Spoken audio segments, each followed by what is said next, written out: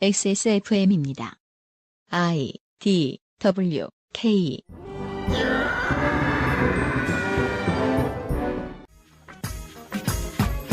청와대가 전어를 구워놓고 노동계를 기다렸는데 노동계가 그 밥상을 엎었다. 올가을 노사정위의 대화가 이루어지지 못했을 때 거의 모든 언론의 헤드라인이자 포털이 뽑아올린 기사들의 표제였는데요. 설마 다른 이유가 없었을까요? 이유가 있다면 그 이유가 생기기까지 한두 해의 짧은 기간만 필요했을까요? 정치인에게만 맡길 수 없을 때 모두가 모여 결론을 도출하는 사회적 대화. 어디에 어떻게 쓰여왔는가를 12월의 시사 아카데미에서 알아보겠습니다. 스타워즈 개봉일에 그것은 알기 싫다입니다. 전 세계의 스타워즈 덕후 여러분 안녕하셨습니까? 때가 밝았군요. 설마 오늘 방송이나 듣고 앉아 계셨겠습니까? 이게 시간으로 어떻게 양쪽 아메리카와 유럽, 아프리카 이런 데서는 언제 개봉합니까? 거기 계시는 분들도 제때 챙기고 계십니까? 스타워즈를 개봉하는 것이 지구상의 아니구나 이렇게 말해야죠. 인류의 이렇게 큰 명절이라는 걸 모르시는 분들께 알려드려야죠. 요즘처럼 이 영화사들이 돈 없다 울상을 짓고 있을 때 디즈니는 폭스 네트워크를 사들였죠. 돈이 많습니다. 유전 같은 것이죠. 디즈니의 입장에서 스타워즈란. 마음 많은 제다이인 전 세계 덕후의 명절날에 인사를 드립니다. XSFM의 그것은 알기 싫다 251회 목요일 순서입니다. XSFM의 유승균 PD입니다. 이번 주에는 사회적 대화라는 것이 실제로 무엇이고 전 세계적으로 어떻게 쓰이고 있는가에 대한 이야기를 다룬 잠시 후에 시사 아카데미가 기다리고 있고요. 드라마 얘기할 때만 시사 아카데미를 들어주시는 여러분 예쁘게 봐주십시오. 그리고 내일 이 시간에는 박래군의 인권 리포트 마지막 시간이 준비되어 있고요. 토요일에는 지난주 지지난주와 다를 바 없이 대한민국 치킨전 세 번째 시간이 준비되어 있습니다. 이번 주에 그것은 알기 싫다입니다. 광고를 들으시고 현재 부상에 신음하고 있는 김상조 독점거래위원장을 유선상으로 잠시 만나보시고 시사 아카데미 시작하도록 하죠. 그것은 알기 싫다는 1인 가구의 첫 번째 가구 알스퀘어 폴더매트에서 도와주고 있습니다. 광고와 생활 시간인데요. 현재 외부에 있는 김상조 독점거래위원장과 전화 연결을 했습니다. 좀 어때요? 안녕하십니까. 지금 광고에 나와 있는 알스퀘어 매트 위에 누워서 전화 받고 있습니다. 아, 그렇습니다. 네. 요양 중이에요, 현재? 지금 제가 최근 5년 내에 가장 큰 담이 지금 와가지고요. 침 맞고 지금 누워 있습니다. 네. 모든 바이크 라이더의 숙명은 아니지만 바이크를 항상 타고 다니는 사람들에게는 가끔 있는 일인 것 같더라고요. 그냥 제 대가리가 커서 그런 것 같아요. 헬멧을 바꿔야 될 문제 아니야? 아무튼. 저는 참고로 말씀드리자면 제가 어릴 때부터 되게 수면 장애가 심했거든요. 네. 그래서 제 수면의 질을 높이기 위한 그런 아이템에 되게 투자를 많이 합니다. 지금도 12만원짜리 베개에 메고 있고요. 예, 미밴드 착용해가지고 매일 수면 질 체크하고 있고요. 참고로 이 알스퀘어드 매트 같은 경우에는 올 봄에 제가 이걸 받아서 6개월 넘게 지금 그 위에서 자고 있거든요. 네. 그래서 문제가 없는 것 같습니다. 6개월 동안 잔 느낌이 특별한 느낌이 없고요. 그냥 아무 느낌이 없습니다. 그래서 좋은 것 같습니다. 네. 충분히 잘 설명된 것 같다고 생각합니다.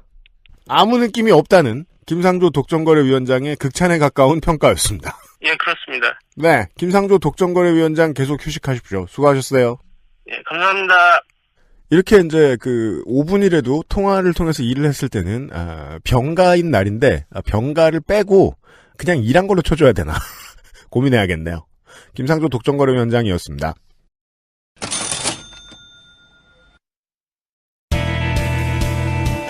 뉴스 라운드업 History in the Making.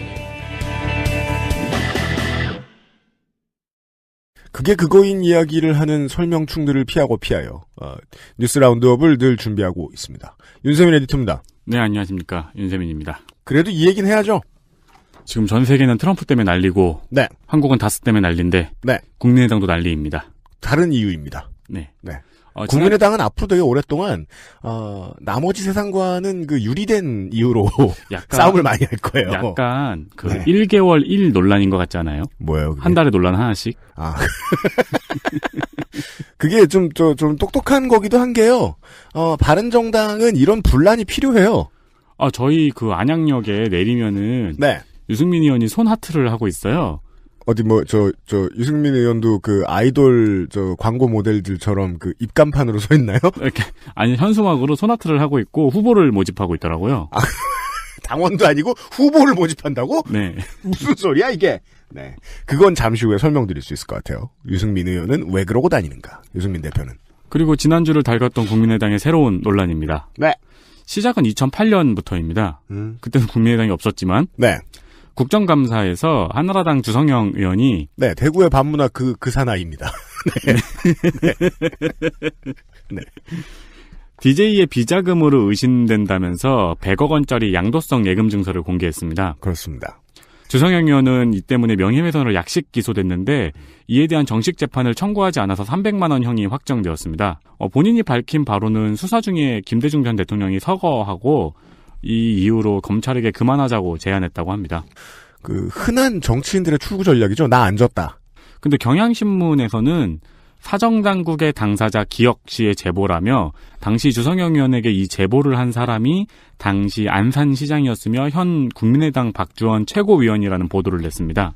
박주원 의원은 그런 사실이 없다고 부정했습니다. 주성영 의원은 경향신문과의 인터뷰에서 박주원 씨에게 여러 번 전화가 와서 말을 맞춰달라고 요구했다고 밝혔습니다. 요게 좀 더 신빙성이 있어 보여요. 주성영 의원 전 의원 측의 주장이 조금 더 신빙성이 있어 보여요. 박주원 의원은 그 말은 거짓말이고 통화를 녹음했다고 반박을 했습니다. 그리고 이야기가 점차 진실공방으로 흘러가는 양상이었거든요. 네. 또 박주원 의원은 이 과정에서 이용주 의원의 음모가 있다는 인터뷰도 했습니다. 네. 네, 바른정당과의 통합 과정에서 있었던 음모다. 네. 한편 경향신문은 또 주성영 전 의원의 보좌관 인터뷰를 통해서 정동영, 유시민, 문희상 관련 자료도 당시에 있었다는 주장을 실었습니다. 그렇습니다. 그리고 저희가 지금 녹음하는 날이 12월 13일이죠. 오늘 한겨레 신문에서는 또 주성영 의원이 그 검사 수사관 시절에 네. 예, 주성영 의원에게 비자금 관련 자료를 전달한 적이 있다는 이야기를 했죠. 그런데 이제 그게 DJ의 비자금은 아니고 다만 수사는 그런 방향으로 진행되고 있었다라는 식의 이야기를 했었는데 검찰에서 업무를 할 때 넘겼던 자료를 주성영 의원이 잘못 오해하고 있는 것 같다라는 취지의 주장을 계속하고 있습니다. 그렇습니다. 우리 집 그 수도꼭지가 이제 미디어 환경이라면 네. 수도꼭지를 틀면 이렇게 그 수도를 통해서 정치인이 이렇게 슥 나와요. 네. 이제 우리 집 수도관을 통해 나온 정치인이 어느 하수도, 어느 상수도를 건너서 왔는가, 이 물길에 대해서 아셔야 될 필요가 있습니다. 그 문제를 짚고자 하면은 가장 참고가 되는 좋은 방송이 있어요. 그 알실의 선거 방송이에요. 네. 네.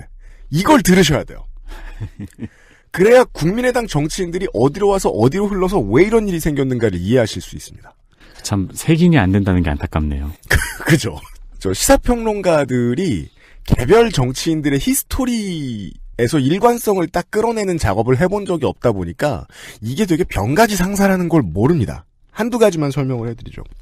검경 출신 판사들은 뭐 정부에서 압박받고 그런 게 지난 정권 아니면 거의 없었으니까 네. 검경 출신 인사들을 정당이 끌어오고 싶을 때는 필연적으로 그 검경 출신 인사가 정부나 기업으로부터 억압을 당한 경험이 있어야 돼요. 그래서 나 이제 출세길 막혔구나. 그때 정치를 하려고 들여다봅니다. 그게 정치할 때 컨텐츠가 되죠. 박주원 국민의당 최고위원도 마찬가지입니다. 그게 이제 뭐 내사도 중에 현직 검사장으로부터 외압을 받았다 뭐 이런 폭로를 했던 게 2000년이에요. 2000년은 언제입니까? DJ 정부의 피크 시절입니다. 네. 국민의 정부하고 척을 진 인물입니다.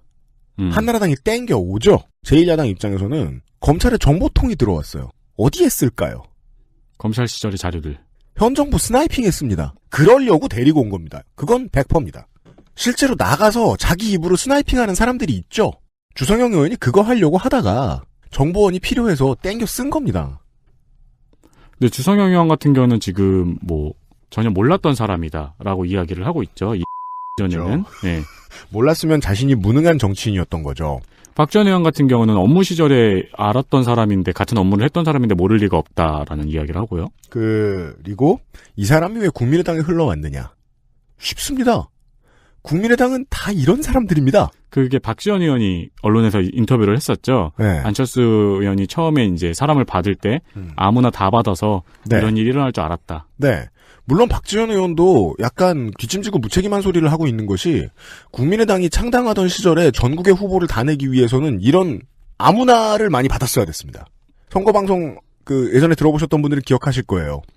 자민련 출신, 한나라당 출신, 오만 사람들이 다 들어옵니다. 남이 하던 심즈 같은 거네요. 박주원 의원의 입장으로 들어가 보자고요.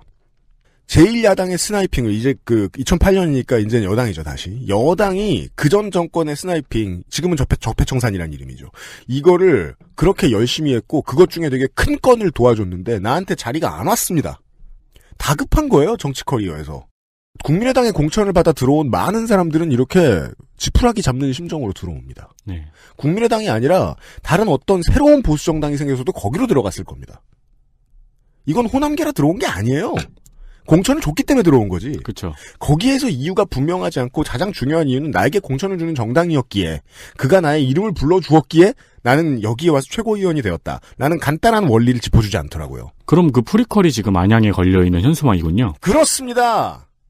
따라서 DJ의 정신을 계승한다는 당에서 뭐 이런 사람을 데리고 왔냐 라는 분노는 박지원 의원의 한마디로 그냥 해결됩니다. 아무나 다 받았기 때문이다. 네. 예. 거기엔 음모가 없습니다. 그 정도가 있고, 그 외에는 사실 모르시지 않거든요. 그 다음에는 뉴스를 많이 보시는 분들은. 안철수 대표 시절에 뽑아 올린 인물들 중에서는 이런 사람들도 많다. 보수여당, 보수야당 출신의 인물들이 상당히 많다. 네. 이런 걸 속가 올리기 시작하면은 꽤 많이 나올 것이다. 그리고 이 문제는 박지원 의원 같은 호남 중진들이 가장 많이 노리고 있는 포인트일 겁니다. 한 달에 한 번씩은 국민의당은 내흉을 겪어야 됩니다. 지난 총선에 국민의당의 깃발을 들고 또 나온 적이 있다라는 사실을 국민의당 호남 중진들이 밝혀야 됩니다. 마케팅을 위해서요. 그러니까 국민의당이 이제 신당으로 창당을 했는데 네. 새로운 얼굴은 하나도 없었잖아요. 새로운 얼굴이 어디 있어요? 정치한다는 사람 몇이나 있다고. 그러니까요. 이건 무슨 롤드컵 같은 겁니다. 왜요? 팀이 바뀌지 선수가 바뀌진 않아. 누가 나와도 우승은 페이커 있는 팀이야. 새로운 얼굴이란 없습니다. 안철수 의원에게 참 고맙기도 한 거는 매번 대선 때마다 새로운 얼굴 바람이 불잖아요. 네. 그 바람이 없어지도록 자신의 온몸으로 캠페인을 하고 있어요. 네덜란드 소년처럼요. 새로운 얼굴이란 의미가 없어. 내가 계속 막고 있을 테니까 새로운 얼굴 찾지 마. 그건 나야. 이런 거요. 예. 안철수가 대변하는 바로 그 한 단어 새 없다. 예. 그걸 확인하고 있습니다. 다음 뉴스 보시죠. 김상조 독점거래위원장이 길냥이에게 밥을 주는 방송을 시작했다는 소식입니다. 아프리카 방송 시작했어요. 네. 저한테 허락도 안 받고 우리 미디어 컴퍼니인데. 네. 한번 밥을 주다 보니까 동네 길냥이들에게 핫플레이스가 돼서 이게 이유가 있어요. 김상조 독점거래위원장을 거느리고 사는 두 마리가 있잖아요. 계시잖아요. 금이랑 신이. 네. 그 두 분이 이제 바깥을 보시다가 바깥 고양이들하고 눈이 자꾸 마주치는 거예요. 그렇죠. 예. 그 상황을 보고 있다가 김상조 집사가 바깥에도 줘야 되나? 그래서 바깥에 주기 시작한 게 이렇게 된 거예요. 그래서 이제 고양이들이 너무 많이 몰려드니까 사료값이라도 벌자면서 방송을 시도했는데 반응이 좀 미적지근해서 지금은 하다 말고 있습니다. 그렇습니다. 네, 밥은 꾸준히 주고 있습니다. 네. 한편 한강변의 오래된 아파트에는 쥐가 늘고 있다고 합니다. 그렇습니다. SBS의 기사인데요. 한강변에는 재개발을 못하고 있는 아파트들이 많죠. 쥐들은 한강 둔치에서 서식하는 분들이었는데 네. 겨울이 되자 추워져서 먹이를 찾아 아파트 단지로 이주한 것입니다. 이런 걸 보면 저도 참 빨리 청약을 만들어야 되는데요. 한편 기사에는 아파트에서 길고양이들을 몰아낸 탓도 있다고 분석하고 있습니다. 그러니까 새로 이사온 주민들은 이렇게 비싸잖아요. 또 아파트가 낡았으면서. 네. 그러니까 비싼 돈 내고 들어왔는데 아파트에 쥐가 있다고 하는 소식에 놀랐는데 네. 기존 오래 살고 있던 주민들은 익숙하다고 하고 또 이제 밖에 얘기하지 말라고 입단속도 시킨다고 합니다. 네. 민속학을 보면 현대민속학이라고 부릅니다. 보면 나오는 추세인데요. 제1세기, 20세기 말부터 잘 사는 나라의 대도시일수록 쥐가 늘어나는 현상이 발견됩니다. 가장 중요한 이유는 사회 인프라, 국가가 지원해야 되는 사회 인프라. 그 중에는 경찰도 있고 소방도 있습니다만 위생도 있죠. 네. 일부 구역엔 돈을 많이 쓰고 일부 구역에는 돈을 안 쓰기 시작해서 생긴 일입니다. 우리 더 와이어 얘기할 때도 얘기했습니다만은 길 건너는 되게 잘 살고 길 건너는 되게 못 사는 곳. 네. 범죄율만 문제냐? 아닙니다. 이런 위생도 문제입니다. 가장 큰 문제이기도 하죠. 근데 또 재미있는 역전이 일어나는 거예요. 못 사는 동네에서 길냥이들하고 같이 살아요. 그러면 쥐들은 다 잘 사는 동네로 넘어간다는 겁니다. 그렇구나. 여기서 나와 있는 이제 그 SBS의 기자가 직접 탐방을 했다는 그곳의 기준으로는 고양이들을 잡아 없애지 않는 한강공원과 그 앞에 있는 아파트의 관계처럼 이야기가 되는 거죠. 네네. 네. 무조건 그 고양이들을 없앴기 때문에 이런 일이 생기는 것만은 아니겠습니다만은, 매우 많은 나라의 대도시에서 흔히 발생하는 일이고, 이것이 이제 동아시아로 이식되기 시작한 것 같다. 일부 구역에서. 근데 좀 재미있는 역전이 일어나고 있다. 이 동네에서는 잘 사는 되게 큰 주상복합. 네.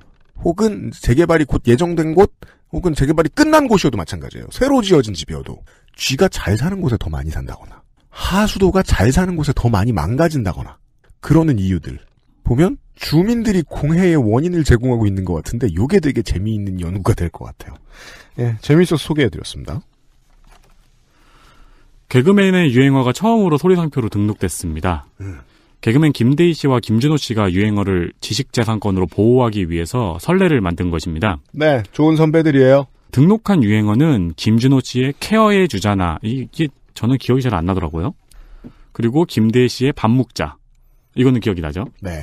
그리고 컬투의 그때그때 달라요와 생뚱맞죠입니다. 김준호 씨는 한겨레하고 통화를 하면서 이게 첫 사례이기 때문에 일단 상징적인 유행어로 등록을 시도했다고 했습니다. 또 개그맨의 유행어를 목소리가 닮은 성우가 연기하거나 혹은 유행어를 이용한 이모티콘 등 상업적으로 이용되는 것에 대해서 아무런 저작권 보호를 받지 못하고 있는 사례가 늘고 있다고 밝혔습니다. 시청자들이 재미로 따라하는 건 문제가 없는데 상업적인 무단 도용이 보호를 받지 못한다고 밝힌 거죠. 네. 심지어 보면은 개그 포맷을 그대로 광고에 쓰기도 하잖아요. 심지어 다른 사람들이 나와서. 네. 근데 그 경우에도 뭐 허락을 요하거나 한 푼도 저작권을 보호해주거나 하는 일이 없다고 합니다. 네. 이건 한겨레의 기사였는데요. 이 기사에 따르면 외국에서는 유행어의 저작권 등록이 일반적이라고 합니다. 매우 그렇습니다. 심지어 링 아나운서의 멘트도 저작권으로 등록돼가지고 매우 큰 돈을 번 경우도 있고요. 네, 마이클 버퍼는 당연히 그렇습니다. 네. 네. 그 마이클 버퍼의 동생분이 이복 동생분이 브루스 버퍼시잖아요. 네. 예스 타임 하는 그분이요. 그렇죠. 원래 이분이 매니저였고 집안 내력입니다. 한마디로 평생 먹고 사는 거. 네. 네. 그러니까 이 동생분이 매니저였고 이분이 그 저작권 등록을 추진했다고 하네요. 네. 원래 일 잘하는 집안 사람 하나 있으면은 그 옆에 돈 관리 잘해주는 집안 사람 하나 더 생깁니다. 왠지는 모르겠는데. 환상의 조합이죠. 네. 우리가 잘 아는 영화사의 사자 울음소리나 그런 소리 등도 소리상표로 출원이 되어 있습니다. 네. 한편 경상도 사람들은 밥 먹자는 너무하지 않냐는 지적입니다. 네.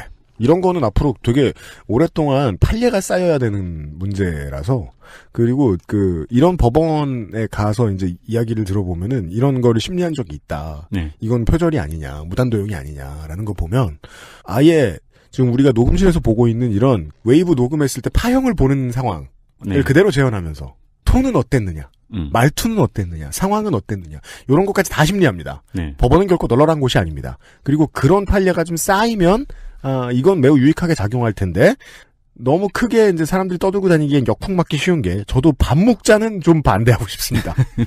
이 밥 먹자 같은 경우에는 소리의 파형보단 상황을 봐야 되잖아요. 그러니까 이렇게 뭔가 썰렁한 상황에서 밥 먹자라는 말로 상황을 네. 종료하는. 네, 이게 무슨 자신이 부울경의 왕도 아니고 밥 먹자는 저도 찬성하고 싶지 않습니다. 네. 여튼 네, 마지막 하나 더 보시죠.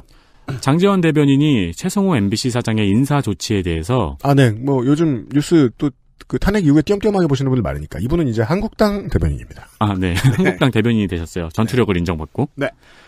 그 MBC 사장의 인사 조치에 대해서 점령군답다, 모조리 숙청했다, 블랙리스트가 작동하고 있나 보다 등의 발언을 했습니다. 네. 또 자신들이 하면 정상하고 남이 하면 탄압이냐며 공영방송 MBC가 탄압과 숙청 속에서 혹독한 겨울을 맞게 됐다고 말했습니다. 이런 워딩은 장지원 의원의 워딩답지는 않죠? 대변인의 워딩이죠? 네. 그리고 이어 이육사 시인의 절정을 읊었습니다. 매운 계절에 채찍이 갈겨 마침내 북방으로 휩쓸려 오다. 하늘도 그만 지쳐 끝난 고원 서릿발 칼날진 그 위에 서다. 어디서 무릎을 꿇어야 하나 한 발 제겨 디딜 곳조차 없다. 이러매 눈 감아 생각해 볼 밖에 겨울은 강철로 된 무지개인가 보다. 네.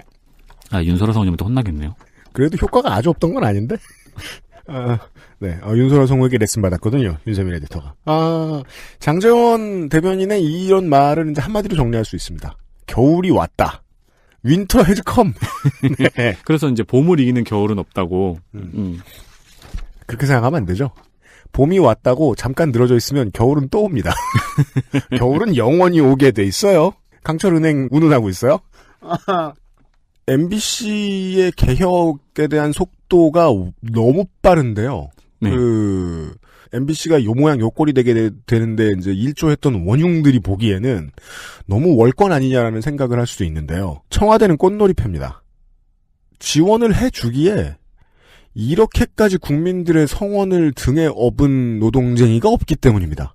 그렇죠. 그리고 저는 되게 놀라운 게 이제 사장이 바뀐 다음에 요이 땅 하니까 인재들이 싹 몰려들잖아요. 네. 그러니까 그 인재들이 지금까지 버티고 있었다는 거예요. 그렇습니다. 어디 뉴스타파 가서, 하면서. 네, 어디 가서 치킨집 차리고 그런 게 아니고 네. 이 긴 시간 동안 버티고 있었다는 거예요. 우리 사업에 와서 저를 굶기다가 우르르 몰려갔어요. 다시.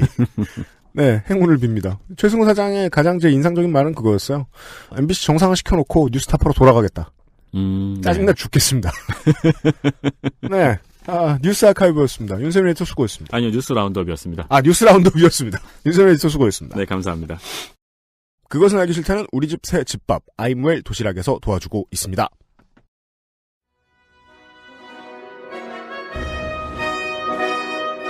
학구적인 정치 탐방 시사 아카데미. 오늘도 아카데미 소리와 함께 2017년 12월의 시사 아카데미 시간입니다. 눈에 잘 안 띄는 문제 연구소 XSFM 부설 조성주 소장이 다시 나와주셨습니다. 네, 반갑습니다. 조성주입니다. 네, 간만이십니다. 네, 간만이네요, 진짜. 40대는 왜 이렇게 힘들고 바쁠까요? 그러니까요. 일이 있어 다행이긴 한데, 네. 예, 젊었을 때 생각하면 이제는 일이 많다는 것에 대해서 그다지 행복감을 느끼지 않아요. 전혀 행복하지 않아요. 소장님도 저도 좀 불행해진 것 같아. 네. 매달 이렇게 뵐수록. 그렇죠. 예. 점점 불행에 가까워지는 것 같아요. 그러니까 우리는 우리의 나름 최전문 분야의 업무를 수행하고 있는 사람들인데 불행해요. 네. 저는 업무의 연장이고요. 예. 네. 소장님은 한 반 놀러 왔어요. 이달의 이야기 네. 들어보십시다. 원래 우리가 계속 이랬던 것 같아요. 한 번 드라마 얘기하고 한 번 노동 얘기해요. 네. 예. 인텔이 CPU 만들도 이렇게 퐁당퐁당 넘어가고 있어요. 네. 예. 노사정의 얘기입니다. 네. 네. 다음에는 노동을 다룬 드라마 얘기를 해야 돼요. 레미제라블. 네, 오늘 노사정의 사회적 대화, 사실 이제 좀 넓은 개념으로 하면 노사정의보다는 이제 그 위에 사회적 대화란 무엇인가, 사회적 대화. 예, 그래서 그 중에 이제 핵심은 이제 노사정위원회 또는 노사정 대화 이런 것들인데, 네. 요거에 관련된 얘기들을 좀 풀어볼까 합니다. 그렇습니다. 민주정부의 유산입니다. 지금까지도. 우리는 그 전까지 이제 김대중 정부가 들어오기 전까지 노사정이 붙은 단어를 들어본 적이 없거든요. 네, 맞아요. 네. 예. 노동이라는 건 언제나 말지에서나 보던. 말지요? 예. 그런 잡지가 있었어요. 예. 조성수 소장 옛날 동지들이 이렇게 어디 구치소 들어가면은 사식이랑 같이 넣어주던. 예. 플레이보이 대신 같이 넣어주던 그런 잡지 있어요. 그런 잡지예요? 네. 말지 출신 기자들이 아직도 중요한 일들을 많이 하고 계시죠.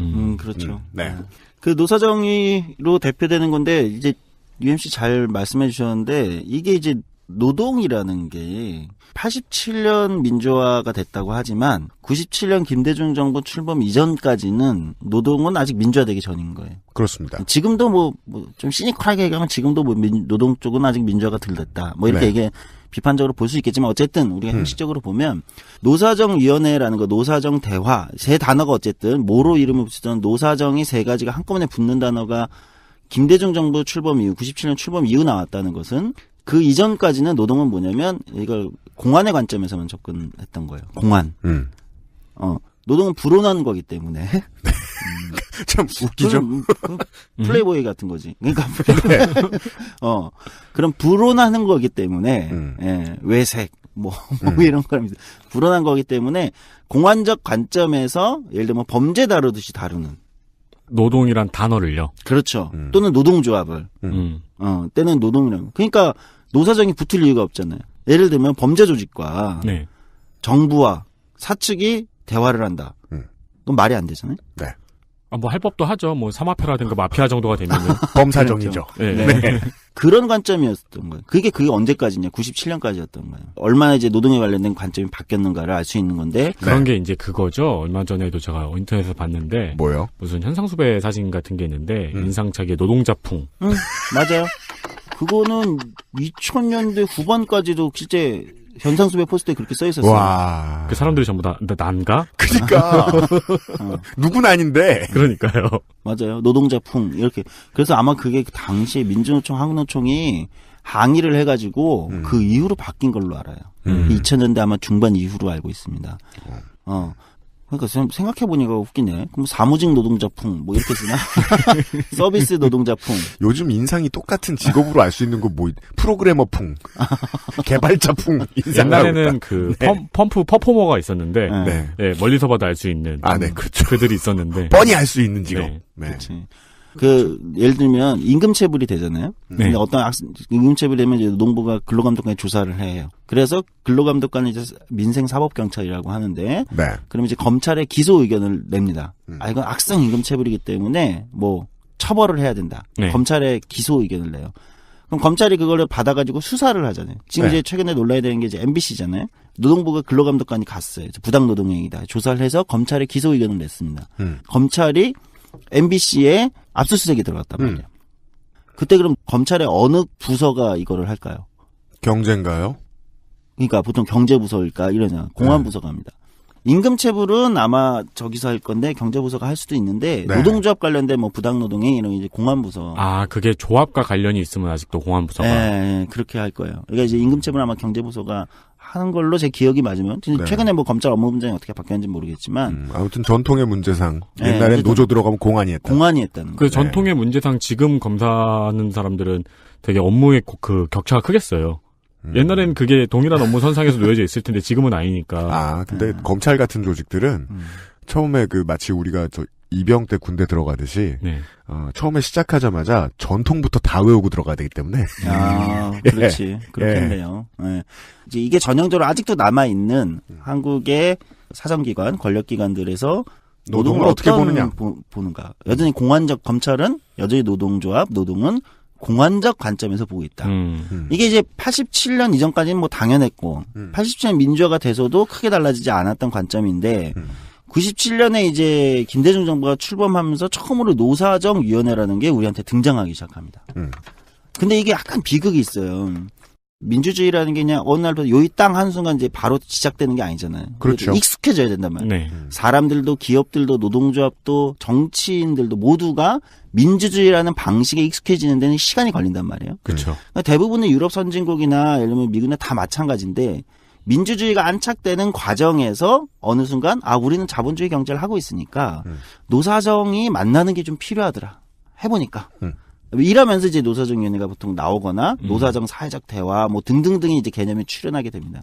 근데 한국은 군사 독재 정권을 겪다가 민주화 항쟁을 87년에 하고 그리고 10여 년 동안 여전히 노사정이라는 개념, 사회적 대화라는 개념은 별 필요가 없었던 거예요. 노동은 여전히 불온했던 거예요. 그러니까 민주주의가 안착되지 않았던 거죠. 그 이제 민주주의가 안착되는 과정에서 이제 진짜 민주정부 우리가 보통 얘기했던 김대중 정부가 출범을 한단 말이에요. 네.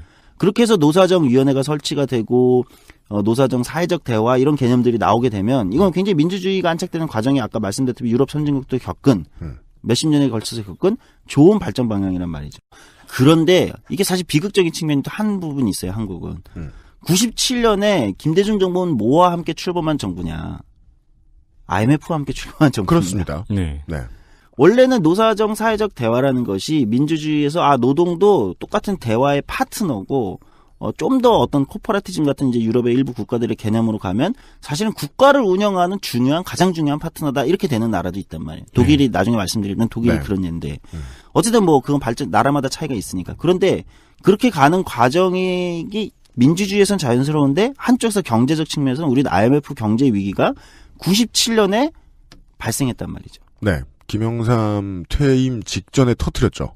예. 네. 터뜨렸는지 맞았는지는 네, 뭐 맞았죠. 모르겠지만. 그러면 되게 아이러니하게 네. 노사정위원회가 네. IMF 위기를 탈출하기 위한 대화를 했겠네요. 그렇죠. 이게 비극의 시작입니다. 그 IMF 위기를 탈출하기 위해서 노사정위원회가 할 말은 노조의 양보잖아요. 맞아요. 바로 그 지점이 한국에서 노사정 사회적 대화라는 것, 노사정위원회라는 기구 등등을 둘러싼 지금까지도, 그러니까 지금 20년이 지난 지금까지도 엄청난 논란을 겪고 있는데, 논쟁을 하고 있는데, 노동계에서는. 이게 이제 우리가 지난 한 10월에 문재인 대통령이 노조들을 초청했을 때 민주총이 노사정위원회 어쩌저쩌 하면서 불참을 선언하고 이런 거가 연관이 되는 거예요. 네. 20여 년 동안 논란이 되는데, 요 논란의 과정들 우리가 한번 살펴보겠지만, 그러니까 그 출발이 하필이면 그렇게 꼬여버린 겁니다. 윤세민 기자 얘기대로. 그러니까 그렇게 98년에 그렇게 해서 출범했던 노사정위원회가 처음 다룬 안건이 뭐냐. 거기서 합의했던 게 뭐냐. 정리해고제. 그렇죠. 파견법이에요. 그렇죠. 파견제도 도입이에요. 그러니까 이게 다른 나라들의 노사정 사회적 대화의 첫 시작하고 다른 겁니다. 보통 첫 시작을 그렇게 하는 경우는 별로 없어요. 김대중 정부는 IMF와 상관없이 노사정위원회를 구성하고 있었겠죠? 그걸 상정하고 있었죠, 당연히. 네. 민주총이 합법화되고 등등등의 여러 가지 조치들이 있었단 말이죠. 그런데 하필이면 이제 그 두 가지가 엇갈리면서 청작 노사정위원회 출발은 정리해고제 도입, 파견법, 지금도 파견 노동자 문제, 얼마 전에 파리바게트 불법 파견 문제 이런 네. 게 지금 논란이 되고 있는데 그런 것처럼 관련된 방송을 준비 중입니다. 네. 네. 그런 문제가 낳고 있죠. 바로 그때 만들어진 거라는 겁니다.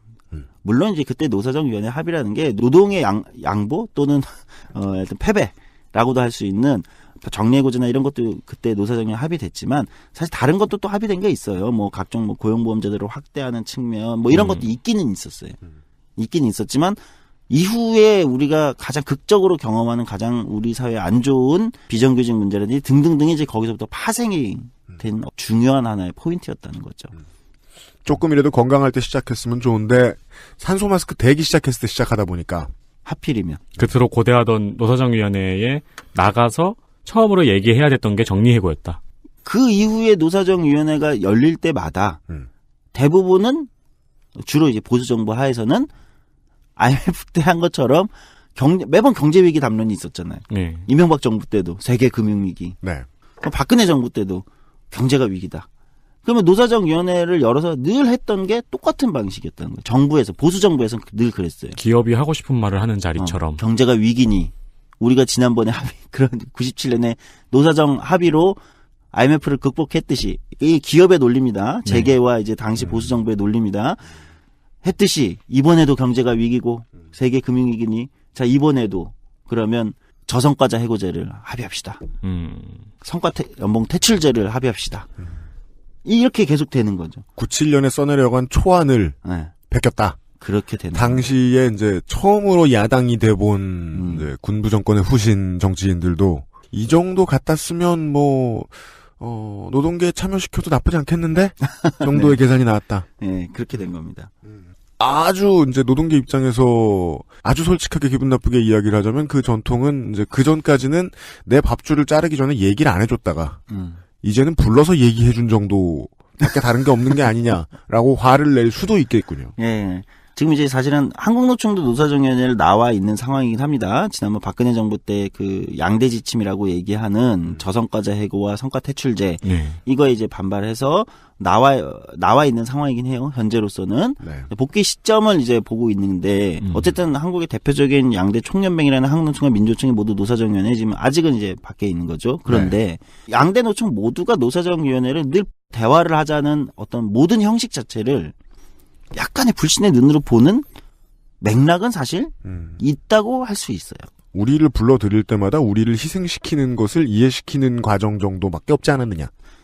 저는 근데 이제 한편에서는 그런 생각을 해요.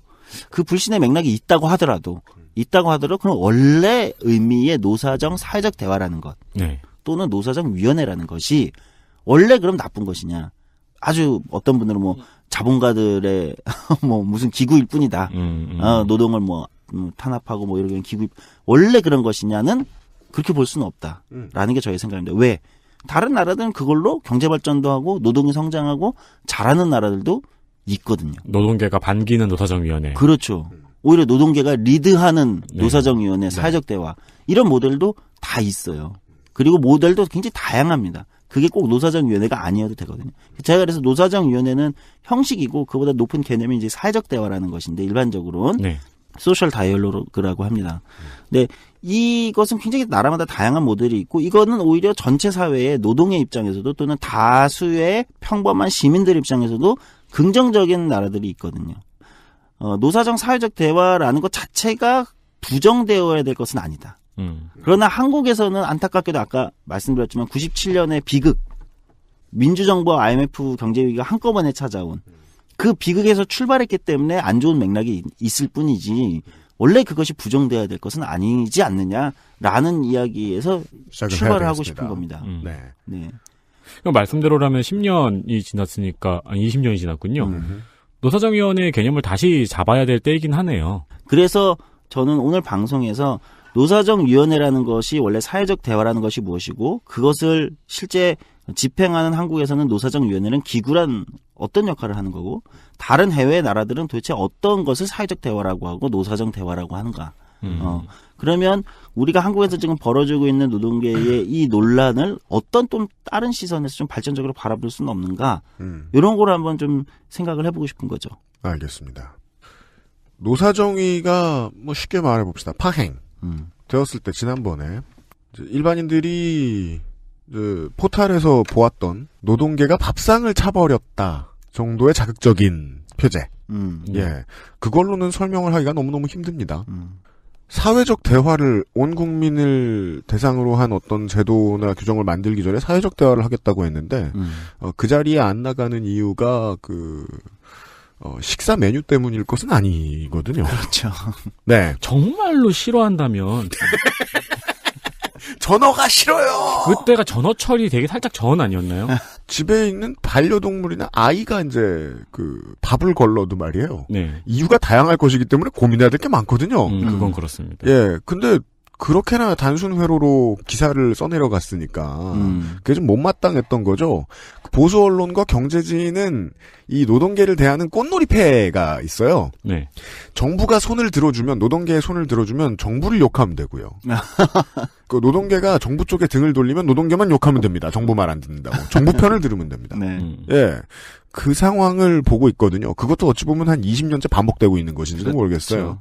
예. 저는 되게 그때 궁금했던 게, 네. 그러니까 이제 사람들의 반응은 마치 노동계를 떼쓰는 어린아이처럼, 예, 생떼를 부리는 어린아이처럼. 전어를 줘도 안 오는. 그렇죠. 어린아이처럼 이렇게 표현을 했는데, 네.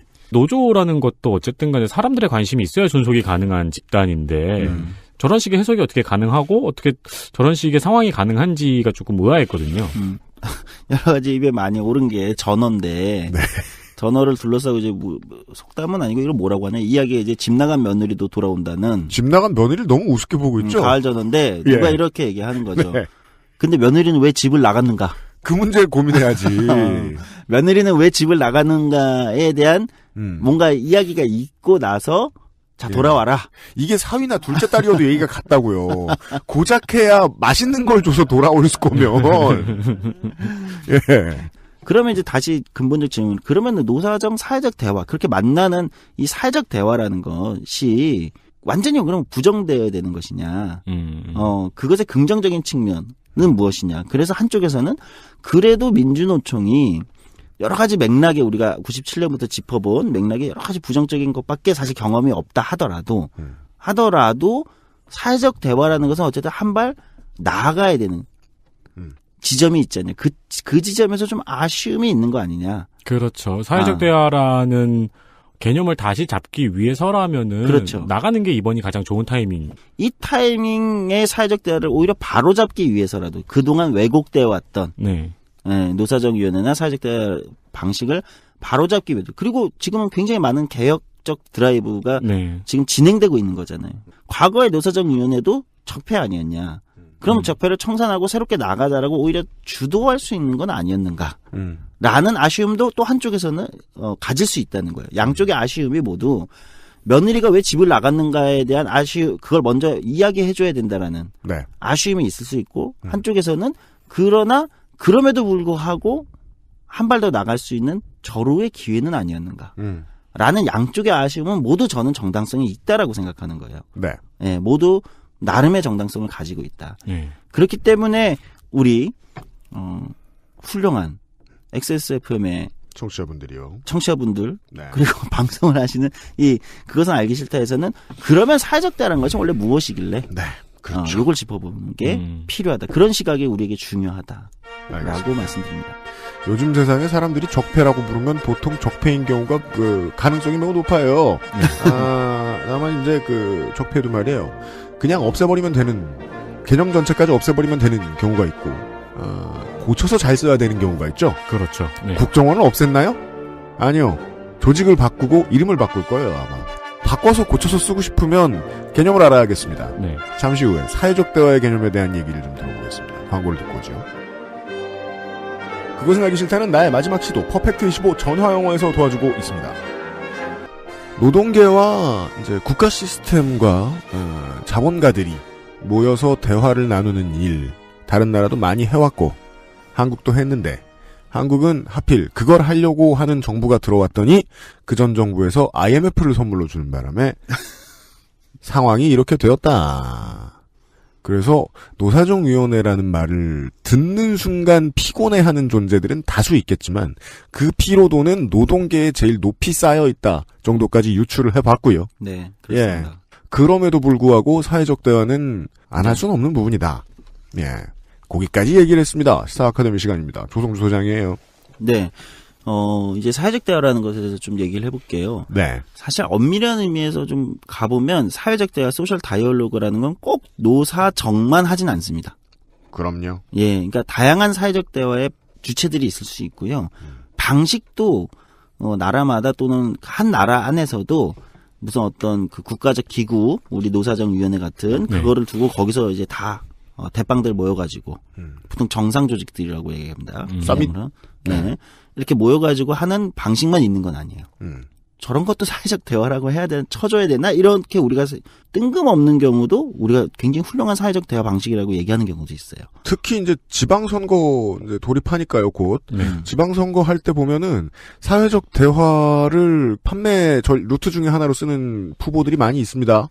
그래서 타운홀 미팅 같은 거 하고 이런저런 사람들 얘기 듣고 앉아있는 그런 그림, 네. 그 사회적 대화의 그림을 판매하는 걸 좋아라들 하죠, 정치인들. 그렇죠. 그래서 이제 사회적 대화라는 거는 이제 민주주의 관점에서 보면 어떤 거냐면, 그러니까 민주주의에는 이제 우리가 대의제 민주주의를 하고 있으니까, 대의제를 하고 있으니까, 대의제에서는 어쨌든 자신들이 선출한 대표가 입법부에 가서 자신들의 갈등을 다루는 거잖아요. 우리가 뭐 지난 시사 아카데미도 한번 다루긴 했지만, 행정부가 있어요. 사법부도 있어요. 네. 어쨌든 일반적인 평소에 시민들은 자신들의 다양한 이해관계의 문제들을 자신들이 선출한 대표를 통해서 국가기구 또는 제도 안에 집어넣게 됩니다. 자신들의 요구를. 이미 입법부가 대화하고 있다. 그런데 그것만으로도 모든 문제들이 사회에서 충분하게 논의된다고 볼 수는 없을 수 있어요. 당연합니다. 그렇잖아요. 다양한 이해관계자들이 있고 다양한 조직들이 서로 간의 갈등과 이해관계가 충돌하거나 있을 때 그것들을 직접 논의하는 또 자리가 있을 수 있다는 거예요. 그러니까 보완하는 개념도 있는 겁니다. 대의제 민주주의라는 시스템을 보완하는 어떤 중요한 개념. 즉 국가와 개인 사이는 텅 비어 있잖아요. 그 안에 다양한 제도들이 작동한다면 제도 안으로 작동하지 않는 또 다른 이해관계들과 복잡한 문제들이 있다면 그거를 논의하는 대화. 아무리 대의제라고 하더라도 어떤 문제들은 당사자하고 얘기를 해봐야 된다. 그렇죠. 그 모든 궁금하고 문제가 되는 부분을 그 사람들의 대표 몇 명을 뽑아서 그 대표들끼리만 얘기하는 단체나 조직 혹은 뭐 회사에 속해 있는 분들. 네. 이라면 상상력을 동원하실 수 있을 것 같아요. 그러니까 이해관계자의 대표가 뽑혀야 되는 거죠. 나한테 안 물어보길래 내가 괴로운 문제들. 그렇지. 네. 네. 그래서 저는 민주주의 관점에서는 현대민주주의의 대의제 민주주의를 보완하는 중요한 또 하나의 민주주의의 축이라고까지 얘기할 수 있을지 모르겠다 이런 생각을 합니다. 예. 그러니까 민주주의 선진국들에서 사회적 대화가 잘 돼요. 사실 그건 무슨 의미냐? 그러니까 제도만으로 다 안 되는 게 있다는 거예요. 사회적 대화도 제도화시킨 나라가 있습니다. 대다수가 노사정 모델이라는 형태로 되는 경우가 많은데 그건 이유가 있어요. 이유는 우리가 자본주의 경제를 살아가고 있기 때문입니다. 예. 노동과 자본이 제일 중요하거든요. 러시아가 이제 노사정위원회 이런 거 만들었을 것 같으면은. 그렇지. 코르츠 대표들. 이제, 예. 러시아는 노사정위원회라는 걸 만들 수가 없죠. 농장과 국가가 대화하는. 사가 없으니까. 네. 그 노정위원회도 만들 수가 없어. 왜요? 왜냐면 노조가 없으니까. 그렇구나. 네. 코르츠가 대표가 필요 없겠군요. 그렇죠. 네. 그냥 그 정이죠. 네. 정의하는 거야, 그냥. 그렇구나. 예. 그러니까 자본주의 경제가 아니면 노사정 모델이라는 게 그 이유가 없어요. 자본주의 경제를 하고 있기 때문에 대부분의 대부분은 우리가 먹고 사는 문제, 경제적인 문제에서 파생되는 경우가 갈등이 제일 많잖아요. 네. 재밌는 가설입니다. 네. 네. 레닌의 모델에서는 노사정위원회는 없다. 그렇죠. 네. 그거는 사회주의를 파괴하는 행위죠. 그렇습니다. 사회적 대화의 다수가 노사정 모델이 되는 이유는 그것 때문에 있는 겁니다. 그러니까 조금 더 상상력을 발휘하면 사회적 대화라는 이 민주주의를 현대 대의제 민주주의 시스템을 보완하는 하나의 축이 꼭 노사정만으로 한정되지 않는 경우도 있다는 겁니다. 그럼요. 대표적인 게 프랑스예요. 저는 한국하고 좀 유사한 측면이 있다고 보는데 프랑스가요? 프랑스가 노조 조직률이 낮아요. 네, 몇 번 강조하셨죠. 네, 많이 말씀드렸잖아요. 조직률이 낮으니까. 대표성은 약합니다. 근데 그런 얘기 하잖아요. 전 세계에서 가장 통치하기 힘든 시민들이다. 불만과 문제 제기와 불만의 모든 걸 표출하는 사람들이 이제 프랑스 시민들이다. 이렇게 얘기할 정도로 사회 갈등 굉장히 많아요. 홍소라처럼 적응하고 사는 사람이 흔치 않아요. 예, 김치 없는데 부대찌개 만들고 막 어떻게든 내가 해결하겠어. 한국적이다. 네. 예. 그러니까 엄청 강의와 문제 제기를 많이 하는 게 프랑스 시민이라고 하잖아요. 네. 프랑스인들은 주장한다. 네. 그래서 프랑스의 사회적 대화 모델은 어떠냐면 이게 정상 조직들이 하긴 하는데 뭐냐면 대표적인 게 이제 프랑스 사회당이 잡았을 때가 그 누구죠? 올랑드? 네. 최근에?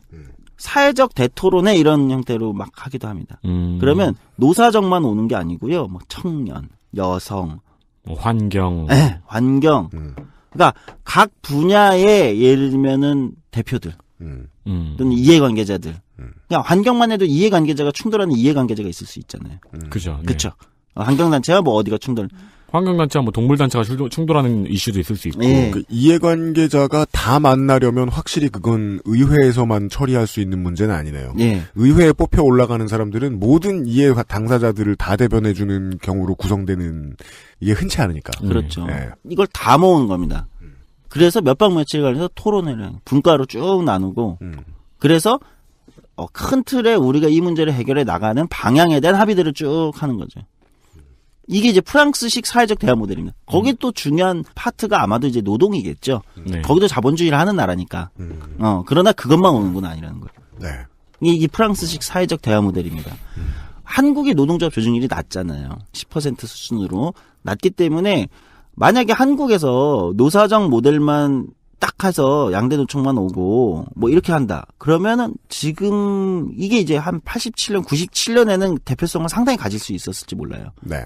근데 지금 한다 하면은 과연 그것만으로 모든 적어도 노동 문제에 한정한다고 하더라도 다룰 수 있을 것인가. 과연 노동자들이 우리의 이해관계자가 저기 있다고 생각을 할 수 있을 것인가. 그 문제가 있는 거예요.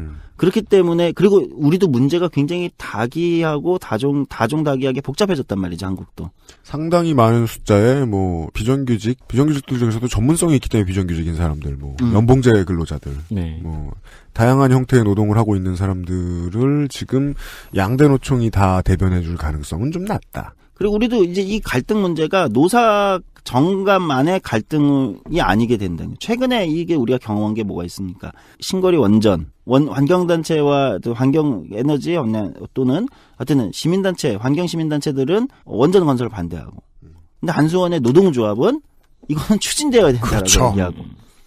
요파 씨의 네. 사연이 왔는데 안 웃겨서 소개를 못 해드린 건데 자기도 이제 정권 교체를 꾸준히 바래왔던 시민의 한 사람이었기 때문에 대통령을 찍었고 대통령이 당선이 됐다. 그러고 나서 대통령이 자기에게 첫 번째로 안겨준 선물은 원자력 관련 이제 전공자인데 네. 직업이 확 줄어들었다. 웃을 수도 울을 수도 없다 이렇게 말씀하셨는데 뭘 그냥 울어야지. 이해관계가 다르니까. 이런 경우는 그럼 우리가 노사정 사회적 대화를 한다고 했을 때 네. 환경단체도 들어와야 되는 문제겠죠.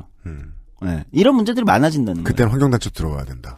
그리고 이게 조선산업 위기와 관련된 거라면 만약에 은행이 들어와야 돼요. 그죠. 그 안에. 금융업계가 들어와야죠. 그리고 금융업계가 무슨 리스크를 지는지 봐야 되니까 은행에 노조가 들어와야 돼요. 근데 은행의 노조가 하는 얘기하고 조선산업에서 일을 하고 계신 노조가 하는 얘기하고 남해 쪽에 도시에 있는데 이제 거기서 세금을 받아야 되는 지자체의 입장하고 다 조금씩 다를 거예요. 네, 맞아요. 예. 남해 안에 살고 있는 물고기 입장도 다를 거고. 그러면 다한테 물어봐야 된단 말이에요. 물고기한테만 못 물어보지. 한참 이제 뭐 소위 표현이 뭐 적절치 않을 수 있지만 후진국 또는 개발도상국에서 이제 이게 경제 성장을 막 초기 자본주의 경제 성장을 할 때는 그 이해관계의 폭이 그렇게 넓지 않을지도 몰라요.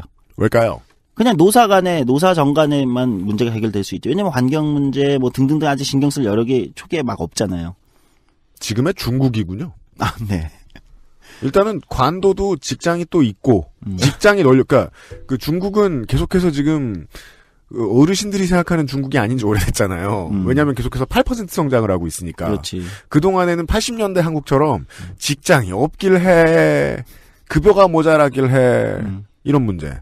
그러다 보면 대화의 필요성이 좀 적을 수도 있고. 네. 그런데 이게 어느 시점을 도달하다 보면 이제 환경 문제도 생기게 되고 뭐 다양한 여성 문제 뭐 이게 많은 것들이 그 사회 갈등으로 표출된다는 거죠. 네. 그럴 때 이제 노사정이라는 전통적 틀을 넘어서 이런 문제들이 이제 안쪽으로 들어오기 시작하는 경우가 있다는 겁니다. 네, 이런 경우가 있다는 거예요. 근데 또 어떤 나라를 가면 독일은 이제 노조 조직률이 그렇게 높지는 않지만 노동의 대표성이 굉장히 강한 나라예요. 네. 그리고 독일은 아주 독특하게 노사정 사회적 대화 라는 국가 차원의 노사정 사회적 대화와 산별노조 차원의 이미 산업 전체를 산별교섭이 시스템이 안착돼 있어요. 네. 심지어 제가 한번 말씀드렸지만 독일 같은 경우는 노동조합들이 최저임금 도입을 반대하잖아요. 반대했었죠. 네. 왜? 임금은 우리가 정하는 거야. 어서 니들이 임금을 정해. 노조의 전투력이 세면 그렇죠. 그렇죠. 그러니까 독일의 구조에 대해서 그거를 소장님이 설명을 예전에 해주셨죠. 네. 결국은 그 조직률과 조직의 크기 이상 노조가 이길 수밖에 없는 구조. 네. 예, 회사는 좀 질이 멸렬한. 네. 그리고 기업 단위에 가면 독일식의 노사 공동 결정 제도, 노동이사 제도와 경영 참가로 얘기되는. 그러니까 기업 자체를 노사가 공동으로 운영하는 거야. 예를 들면 최근에 폭스바겐의 회장을 누가 추천한 사람이 됐냐? 노동조합이 네. 선임한 노동조합이 선임한 노동이사가 추천한 사람이 폭스바겐 회장이 되는 거야. 그러니까 그 밀당이 신기하더라고요. 노조 측에서 지난번에 우리가 이제 대충 눈 감아주고 봐주고 오냐 해줬던 그 경영진들이 무슨 짓을 했냐. 네. 이번엔 우리가 미는 걸로 받아라 무조건. 네, 그렇게 되는 거예요. 그 대화가 된다는 거예요. 갤럭시 노트 7이 터졌을 때 이에 대한 대책회의를 운영진들이 할 때 거기에 노조 대표도 들어가서 한다. 이야기를 한다. 그런 거예요. 지난번에 터트렸으니까 이재용은 조용히 해. 그렇죠. 예. 그렇게 돼버리는 거죠. 그러니까 이런 시스템이 이제 서울시가 이제 노동이사 제도를 하는데 이제 안착화가 되면 이제 그런 형태가 되겠죠. 지하철에서 뭐 문제가 발생했어. 문제가 발생하면 그 문제를 경영진이 논의하는데 거기에 이제 노동이사가 예를 들면 그런 역할을 하는 거죠. 네. 이렇게 되는데 노동이사 제도는 이제 서울시만 지금 하고 있고 이제 전국화는 아직 안 되고 있으니까. 그러니까 독일은 이제 그게 너무 사회 전반에 이 제도들이 기업 단위, 산별 산업 단위, 국가 단위, 정당까지. 네. 이 시스템이 되어 있으니까 거기는 사회적 대화 자체가 그냥 일상적인 게 되는 거야. 근데 그것도 궁금한 게 이렇게 머릿속에 스쳐가는 생각이 드는 게 지금 애플 CEO가 누구지? 팀 쿡? 팀 쿡이요. 네. 네. 그 팀 쿡이 애플의 CEO가 됐을 때 한국의 몇몇이 되게 궁금해했단 말이에요. 뭐요? 왜 잡스의 아들이 아니지? 미국 기업들은 자식 경영을 안 좋아합니다. 그러니까 네. 이제 만약에 우리나라에도 그렇게 돼서 경영자를 뽑게 되고 그러면은 독일 같은 나라도 그렇게 자식이 바로 이런저런 여러 가지 과정을 통해서 회사를 나중에 물려받게 되는 그런 케이스가 많이 있는지. 아니 그거는 그렇게 많지 않아요. 왜냐면 독일 같은 데는 CEO라는 개념 자체가 약간 달라요. 그러니까 그 미국도 팀쿡 그렇듯이 네. CEO라는 게 최고 경영자라는 것 자체가 월급 사장이죠. 약간 그게 소유와 기업이 그러니까 이런 개념도 다를 거예요. 그러니까 미국하고 독일 다른데 기업은 누구의 것인가? 그러니까 총수라는 단어가 그러니까 인정이 안 법인이 되는 되는 거죠. 순간부터 오너의 개념이 점차 흐려지는 거죠. 네, 그런 예. 거죠. 이사회가 더 강해지고. 기업은 누구의 것인가라는 개념에서 아마 차이가 굉장히 예. 다른 거예요. 그리고 그 오너의 개념을 계속해서 굳건히 이제 내가 자본 뿌릴 거 다 뿌리고 그런 상태에서도 계속해서 내가 오너를 유지하고 싶다라고 말했을 때는 한국에서 흔히 쓰는 방식인 삼성의 돌려막기밖에 안 돼요. 근데 그것도 이렇게 노사가 같이 경영에 참가하면 그것도 안 될 거 아니에요. 이미 그리고 그 법원이 다 못하게 하고요. 그렇죠. 예. 그러니까 독일은 산업 차원에서 이미 이게 되어 있으니까 독일의 사회적 대화 모델이라는 건 한국에 약간 노사정 위원회 같은 게 특별히 있어야 되는지도 의문인 거죠. 왜? 그런 기구에서 안 해도 되는 거예요, 독일은. 특별한 경우에는 그런 걸 모아서 하거든요. 매일 네. 하르츠 개혁할 때 이런 쭉 모아서 하기도 하고 하는데 일상적으로는 그런 기구에서 그런 논의를 할 이유가 특별히 없는 겁니다. 왜? 그냥 다 되고 있으니까 이미. 다양한 이 층위에서. 그 위원회가 이미 사회 요소에 녹아 들어가 그렇죠. 있으니까. 그렇게 되는 이게 이제 정확하게 잘 정리해 주셨는데 우리를 따지면 노사정위원회가 기업 단위, 산업 단위, 국가 정당 단위까지 다 녹아져 있는 거예요. 그리고 그거는 그냥 늘 해야 되는 일종의 절차 같은 겁니다. 네. 그렇게 되는 나라들이 있는 거예요. 이거 굉장히 뭐랄까 아이디어란 타입일 수도 있고 어떻게 보면. 근데 저는 이제 사회적 대화에 꼭 아이디어란 타입이 있는가는 좀 의문이긴 해요. 나라마다 조건과 이게 너무 다르기 때문에 네. 어떤 게 아이디어라다라고 얘기할 수는 없지만 상당히 뭐랄까 잘 독일식으로 그 특유의 뭐 이것도 편견이시네. 굉장히 잘 조직되어 있다는. 일사불란하게. 예. 그렇게 볼 수 있는 거죠. 그러니까 프랑스는 모델이라는 게 우리 보면 좀 뭐랄까 성기다고 할까요? 그러니까 이게 짜임새 있는 건 아니잖아요. 자, 다 모여봐. 우리 2박 3일 한번 분과 나와 털어내보자. 하지만 그게 굉장히 짜임새 있는 뭐가 나오긴 조금 밀도는 좀 낮죠. 그렇군요. 네, 결론 안 나면 시내를 부질 거야. 근데 정기 건 아닙니다. 폭은 네. 넓다고 할 수 있죠. 어떻게 보면 의제가 다양하고 사회적 대화 모델이 다르다는 겁니다. 네. 근데 독일은 이제 노사정이라는 게, 그러니까 독일은 어떻게 보면은 노동이 국가를 운영하는 중요한 파트너름이 하나로 들어가 있는 겁니다. 그러니까 독일에서는 뭐 이제 산발 관련해서 중요한 일들이 생기고 뭐 어떤 고민들이 사람들의 머릿속에서 떠오르면 대화체에서는 무슨 얘기를 하게 될까? 예. 합의체에서는 어떤 얘기를 하게 될까? 그거부터 고민하는. 네, 그렇게 돼버리는 거예요. 그 과정이 없는 예를 들어 한국이라면 이거 의회에다 로비해야지. 예, 뭐 정의당에 얘기해봐야지. 뭐 민주당에 얘기해봐야지. 근데 그 전에 이미 자기들이 정해진 목소리를 낼 수 있는 절차가 따로 있고. 예. 그러다 보니까 심지어 그런 나라에서는 왜 그걸 국가가 결정해? 이런 얘기까지 나와버리는 거예요. 우리가 결정하는 거지 왜 니네가 결정해? 국가가 뭔데? 이렇게까지 돼버리는 거예요. 그게 최저임금 같은 거잖아요. 그 과정이 있으니까 이제 공영방송에서 왜 다큐멘터리로 저 나라의 국회의원들은 얼마나 특권이 없는가. 아마 자전거 타고 다니고. 이제야 설명이 되네요. 예. 예. 왜 힘이 없네? 그 다음에 사실 한국의 노사정위원회나 한국의 제도에는 아마 제일 영향을 많이 준 나라는 제가 볼 때 네덜란드인 것 같습니다. 그렇습니까? 네, 왜냐하면 네덜란드도 노사 갈등이 좀 빡셌던 나라예요. 때문에 네덜란드는 어떻게 하냐면 노동재단이라는 게 있습니다. 거기서 일상적으로 노동가 사측이 일상적인 논의를 합니다. 노동재단. 평소에요. 예. 그리고 네덜란드의 뭐 번역을 어떻게 해야 될지 모르지만 사회경제위원회라는 게 있습니다. 우리를 따지면 노사정위원회 같은 거예요. 한국도 이 네덜란드 모델을 많이 제도적으로는 차용한 거예요. 다 모여서 정상 조직들이 우리 노사정위원회에서 논의하는 그런 게 사회경제위원회로 있는 거예요. 그걸 이제 차용해 오고 그다음에 저 노동재단 저기서 노사가 늘 일상적으로 같이 사업을 하고 교육도 같이 하고 일상적 토론도 하고 사업도 하고 뭐 이렇게 하니까 저것도 가져오자. 그게 노사발전재단입니다. 한국에. 그러니까 한국도 노사발전재단이 있고 노사정위원회가 있어요. 이게 네덜란드 모델을 많이 차용해왔다. 제도적으로는. 그러니까 물론 독일식 모델보다는 잘 안 되는 회사가 훨씬 많지만 네덜란드도 국가 단위의 그런 기구가 있는 겁니다. 근데 우리나라는 지금까지 그걸 잘못 이용하고 있었던 거군요. 그러니까 네덜란드에 이제 가보면 노동자에서 아니 노사 간에 너무 처음에는 쟁점이 있지 않냐. 이게 합의가 안 될 때 도대체 누가 어떻게 정리하냐. 뭐 네덜란드에 뭐라고 하요? 이상한 질문이다. 그거야말로 이상한 합의가 될 때까지 논쟁한다 우리는. 몇 년이 걸리다. 끝장 토론. 그럼 그렇게 대답하는 거거든요. 애지당초 합의가 되는 문제를 왜 거기 가서 얘기해? 그렇지.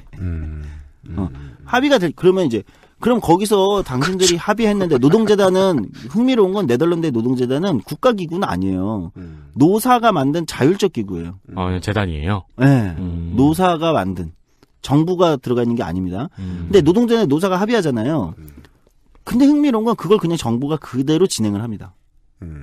이거 약간 뭐랄까 룰로 정해져 있는 거예요. 그게 사회적 합의네요. 그 그렇죠. 룰이 정해지기까지의 뭔가 그 나라만의 특별한 과정이 있었겠네요. 어마어마한 그 다툼과 갈등과 그 유명한 이제 90년대 초에 바세나르 협약 같은 걸 맺으면서 이게 약간 사회의 룰로 정해진 거예요. 룰. 그 질문도 많이 해요. 한국에서 거기에 이제 견학 가면 아니 그걸 어기면 어떡합니까? 혹시 노사 그렇죠. 양쪽에서 또는 정부가 어기면 왜 그것도 되게 이상해하는 거죠. 그런 일은 일어나지 않습니다. 뭐 이렇게 우리도 작년에 그러긴 했는데요. 지옥불에 넣어놓거든요. 이런 답변인가요? 그러니까 약간 네, 왜냐하면 경영자들이 전체적으로 특별한 아주 강력한 심리적인 혹은 제도적인 압박을 좀 받은 경험이 있어야 이런 당연한 질문을 할 거 아니에요. 노동자를 참여를 안 시키고 경영을 한다고? 빨간불에 길을 건넌다고? 같은. 네, 약간 네. 그렇게 그래서 그러면 어떤 기업이 이런 질문도 했는데 제가 이제 저는 안 가봤으니까 네덜란드 근데 이제 갔다 온 사람들이 힘든 텐데 그러면 어떤 기업이 여기서 정한 협약을 어겼으면 어떡합니까? 어떻게 합니까? 그러면 그런 일도 분명히 있겠죠. 그리고. 있잖아요. 네. 그러면 거기서 그러네. 공문을 보냅니다. 시정하라고, 고치라고. 이제 우리한테 되게 당황스러운 공문을 보내면 시정하라는 공문을 보내면 고쳐집니까? 당연하죠. 그래요. 우리나라의 공무는 아무것도 안 했다는 뜻이잖아요. 그러니까 이게 약간 저도 이제 납득하기 힘든 이게 그냥 룰로 되는 거예요. 한국의 중요한 빈 부분이 있잖아요. 시정명령에는 공권력의 협박이 따르지 않는다. 네. 네덜란드는 있나 봐요? 그러니까 그런 게 있는 것 같은. 근데 그걸 노골적으로 드러내지도 근데 않는데. 저는 오히려 어떤 생각이 드냐면은 심지어 이 노사재단이 정부 기구가 아니고 그냥 자율적인 재단이라고 말씀을 하셨잖아요. 네. 그런데도 그런 파괴력이 있다고 말씀을 하시니까 어떤 생각이 들면 국민 모두가 자기가 노동자라고 알고 있나 보네라는 생각이 드는 거예요. 그럴 수 있어요. 네. 그것도 정신적인 인프라죠. 네. 맞아요. 문화적인 인프라죠. 그렇게 맞아요. 이런 인프라가 그런 정신적인 인프라가 퍼져 있으면은 기업은 당연히 그 재단의 말을 안 듣는 생각을 못 하는 거죠. 국민의 명령처럼 되는군요. 네. 문성근 씨가 말하는 그거 말고 그게 나쁘다는 건 아닙니다만. 이거를 벗어나는 건 우리 사회를 파괴하는 행위야. 이적행위야. 그렇지. 이적행위야. 예를 들면 이렇게 되어 있는지도 모르는 거예요. 그래서 사실 저는 그렇게 보입니다. 오? 합의를 안 해? 이런. 그게 합의한 마치 걸 어겨? 뉴스에 그 기업의 범죄 사실이 보도되는 것 같은 그런 파괴력이 있다고 생각하는 걸 수도 있고. 그런 거예요. 그게 차이가 있는 거예요. 그런 차이가 너무 큰 거죠. 어쨌든 제도적으로는 많이 이제 우리나라가 제도적으로 차용을 많이 해왔다. 이렇게 네덜란드 모델이 그렇습니다. 그러니까 이 모델도 흥미롭죠. 이건 이제 독일하고는 또 모델이 다른 거잖아요. 독일처럼 아주 유기적으로 짜지는 게 아니라 그런 기구들이 근데 사회적 합의가 이미 그렇게 전 사회를 그냥 이미 가이드라인을 강하게 쳐서 작동시켜버리는 이런 모델. 아마 이런 모델을 많이 꿈꿨었던 것 같아요. 한국은. 네, 그래서 서울시도 이제 노사정 서울 모델 협의회라는 게 있어요. 근데 그게 뭐냐면 이 네덜란드의 그 모델 자체 폴더 모델이라고 하는데 그 모델을 이제 차용해 온 겁니다. 예전에 서울시장 고건 서울시장 시절에 차용해 와서 노사정 서울 모델위원회가 있어요. 그러니까 이런 게 이제 학자들 사이에서 또는 여러 가지 연구자들 사이에서 굉장히 오래전부터 이제 알려져 있었고 이런 것들을 많이 차용하려고 이제 제도적으로는 시도가 있었다는 거죠. 한국의 노사정위원회, 노사발전위원회는 이제 비슷하다고 볼 수 있고요. 알겠습니다. 그리고 또 특이한 데를 하나 말씀드리면 한 군데가 더 있네요. 북유럽 나라들입니다. 3국 정도 생각할까요? 예. 네. 북유럽에 이제 스웨덴, 뭐 핀란드, 노르웨이 이런 나라들. 저는 이거 뭐 학자들의 의견이 좀 다를 수 있지만 저는 이 나라들은 그냥 노동조합이 국가를 먹었다. 그러니까 노사정 대화라는 게 과연 의미가 있는 것인가? 천지를 먹다. 네. 그렇지. 그냥 노동조합이 국가를 운영해. 국가 자체를 노동조합 조직률이 70에서 80%가 되는 나라. 그러면은 노조가 국민이니까 맞죠. 그러니까 노동조합 조직률이 70에서 80%가 되면 이게 노사정 대화라고 할 수 있는 수준인가? 그냥 노조가 국가를 운영한다고 해버려도 크게 상관이 없는. 사와 정의 무게감이 뚝 떨어진다. 네. 이제 원래 출발은 좀 달랐을 텐데 네. 지금은 이미 그렇게 돼 있기 때문에 이런 나라들에서 노사정 대화라는 거는 뭐랄까 조금 다른 의미를 국가를 운영하는 논의를 하는 겁니다. 그건 뭐랄까요? 노조 이해가 하나도 안 됩니다. 노조라기보다는 정부가 있고 노조라는 게 조직률이 7, 80%가 되면은 정부를 감시하는 또 하나의 기관이 있는 느낌? 준정부기구처럼 되는 거니까요. 노조 종료 70. 그러니까 거기 그런 나라 특징이 뭐냐면 고용보험을 노조가 운영하잖아요. 아, 노조가 직접 고용보험을 운영한다. 고용보험 기금 운영은 노동조합이 해요. 네.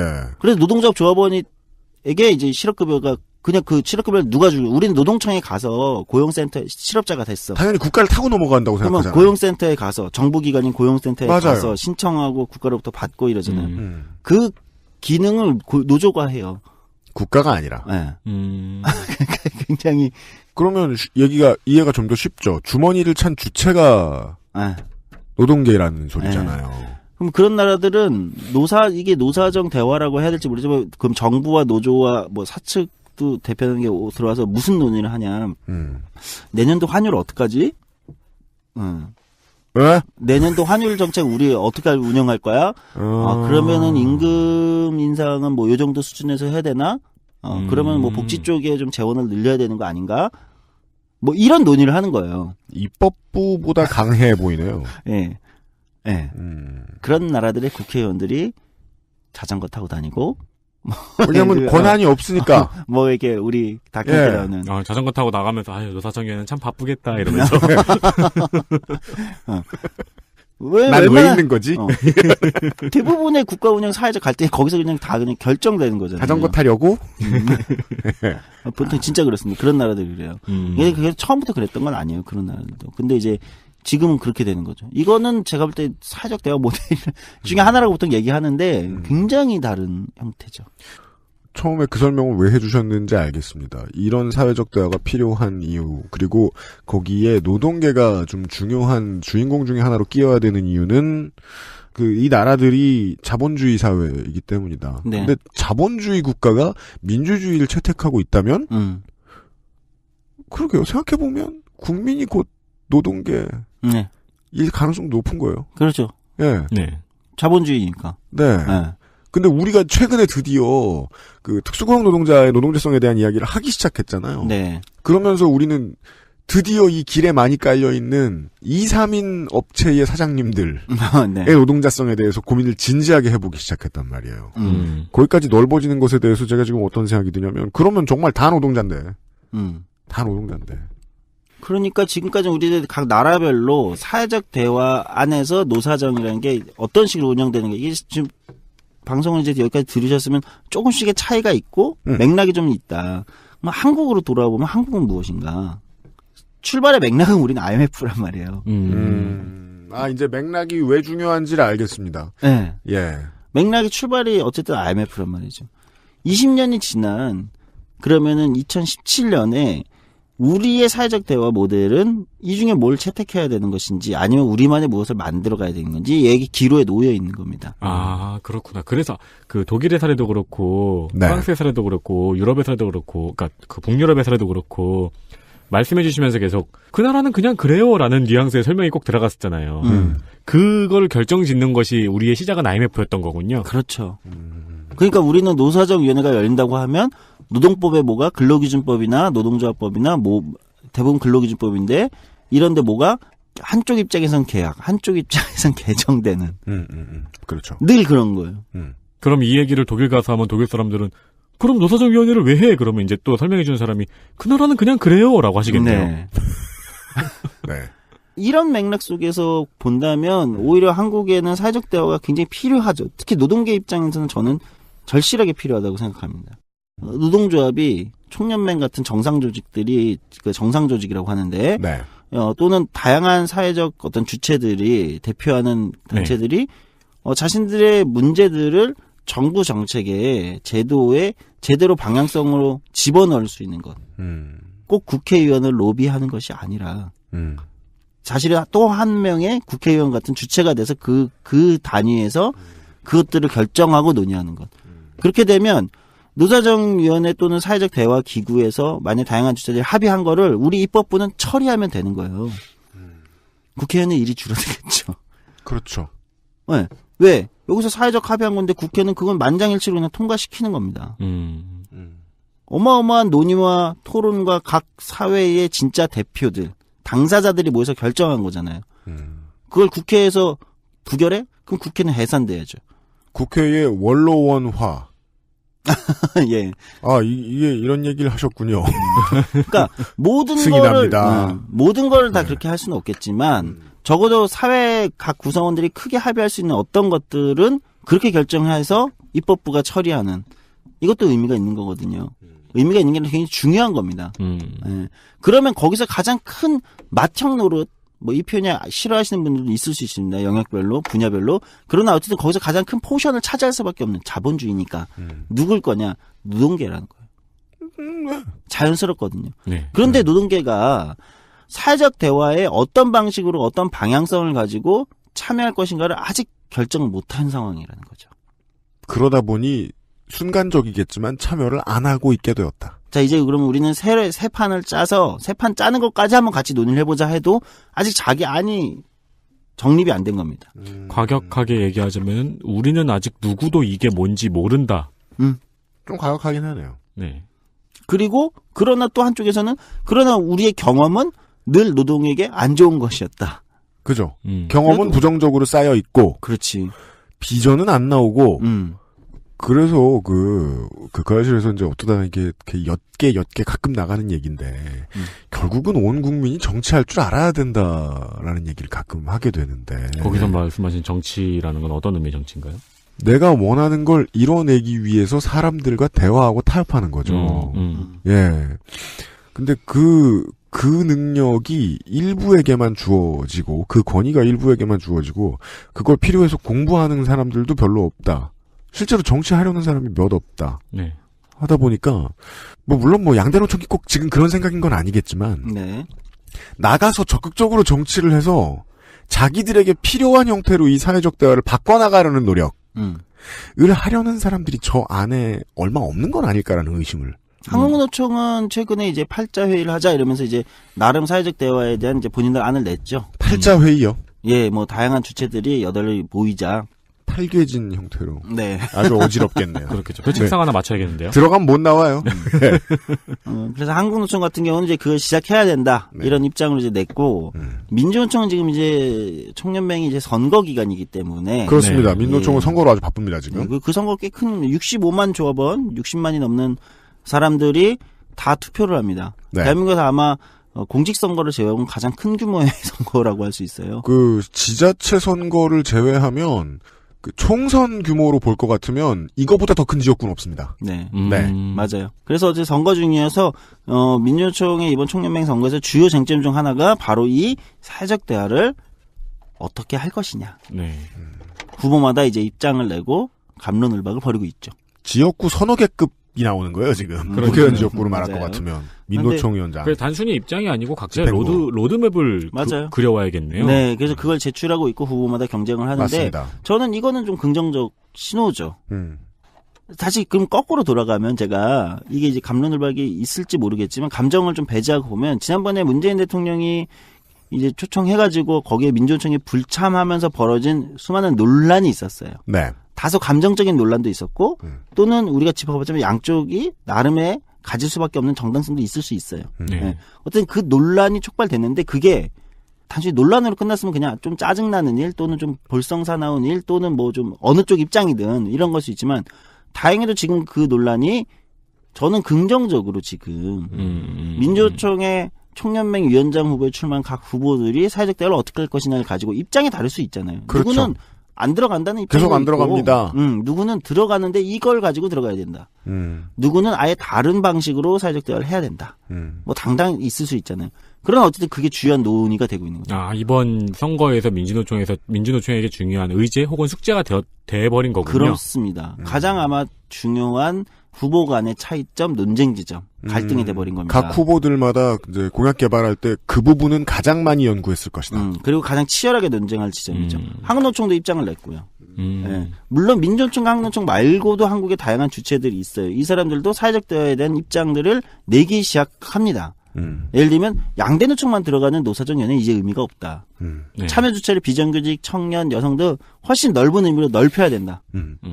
이런 뭐 설득력이 있는 지점이 있단 말이에요. 한국에서 이런 의견들도 이제 제출이 되고 있고, 그다음에 노사정 위원회를 대통령 자문기 저기로 직속 위원회로 되어 있는데 따로 독립시켜야 되는 거 아니냐. 또는 다른 데로 가야 되는 거 아니냐.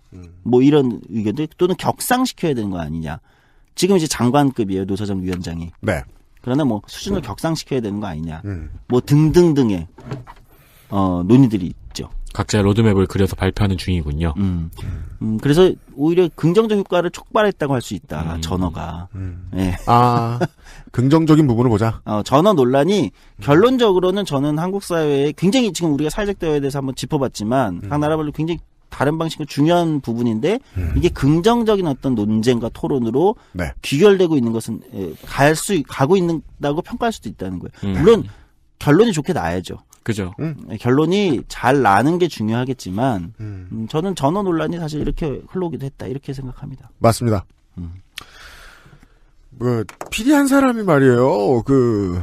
머릿속에서 뭔가 이제 비전을 끄집어내고 어떤 의제에 대해서 얘기를 해야지를 뭐 5만 가지를 다 생각해낼 수도 없고 해서 시사 팟캐스트들은 이렇게 그 알실처럼 오래가지 않습니다. 네.